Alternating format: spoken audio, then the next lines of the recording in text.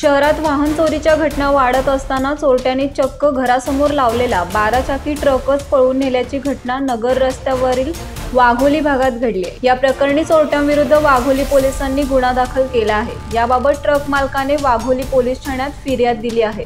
त्यांनी दिलेल्या फिर्यादीनुसार चोरट्यांविरुद्ध गुन्हा दाखल करण्यात आला आहे। पोलिसांनी दिलेल्या माहितीनुसार तक्रारदार हे व्यावसायिक आहेत। ते वाघोलीतील विठ्ठलवाडी भागात राहिला आहेत। 28 सप्टेंबर रोजी त्यांनी घरासमोर 12 चाकी ट्रक लावला होता। चोरट्यांनी बनावट चावीचा वापर करून 12 चाकी ट्रक चोरून नेल्याची घटना बुधवारी मध्यरात्री घडली।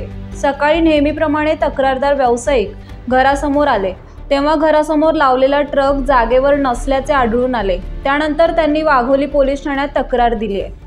या घटनेची माहिती मिळताच वरिष्ठ पोलीस निरीक्षक युवराज हांडे यांनी घटनास्थळी भेट दिली। पसार झालेला ट्रक चोरट्याचा माग काढण्यात येत असून पोलिसांनी तक्रारदार व्यावसायिकाचे घर आणि नगर रस्ता भागातील सीसीटीव्ही कॅमेऱ्यांनी केलेले चित्रीकरण तपासले आहे। पोलीस उपनिरीक्षक वैजनाथ केदार तपास करीत आहेत। शहरात वाहन चोरीच्या घटना वाढल्या आहेत।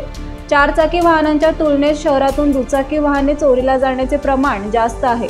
शहरातील वेगवेगळ्या भागातून दररोज 2 ते 3 दुचाकी चोरीला जात आहेत।